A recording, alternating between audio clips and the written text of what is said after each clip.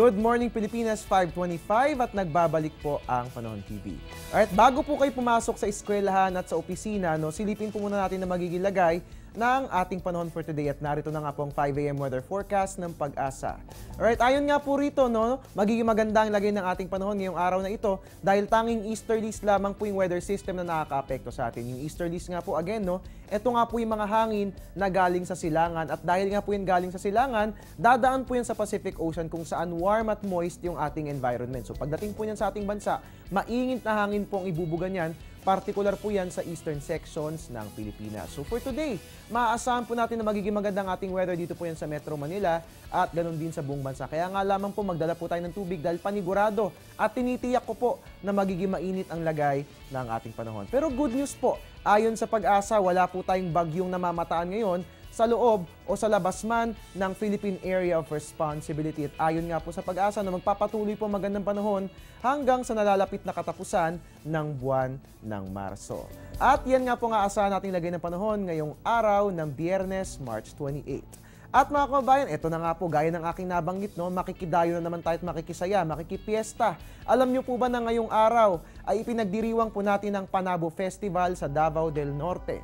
Ang Panabo ay isang syudad sa Davao del Norte at ito itinatag noong March 31, 2001. Agrikultura at pangingisda ang mga pangunahing kabuhayan sa nasabing lungsod. And having said that, isinasagawa po nila ang Panabo Festival para ipagdiwang ang mayamang biyaya ng kanilang karagatan.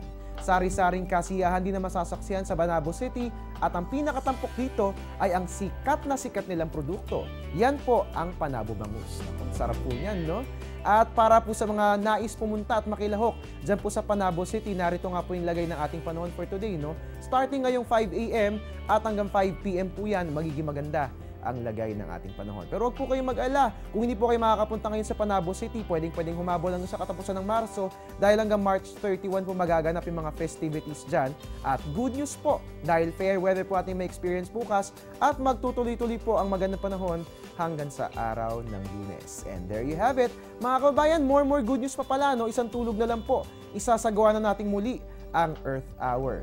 At sa darating na Sabado, March 29, sa ganap na 8:30 ng gabi, ay ating gagawin ang Earth Hour.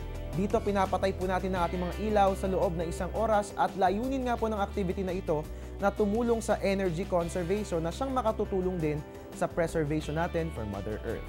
So ngayong taon, let us all become Earth Warriors and let us all take part in the observation of the Earth Hour. At mga kababayan, maraming salamat po sa pagtutok sa ating programa ngayong Thank God It's Friday. Pero hindi po dito nagtatapos yan, dahil patuloy po nating babantayan ang lagay ng ating panahon. Samahan niyo po kami sa aming social media accounts, ang ating Twitter at Panahon TV, ang ating Facebook page, panahon.tv, at ang ating website. Pwede rin bisitahin, it's www.panahon.tv. At ngayong Biyernes, simula ng umaraw man, I'm the man. I'm your weatherman, Harry Bayona, nagpapaalalang tiwala lang. May tamang panahon ang bawat pagkakataon. Magandang umaga po sa inyo lahat and have a great weekend. Ang programang ito ay hatid sa inyo ng Air 21. Sagot ko, padala mo.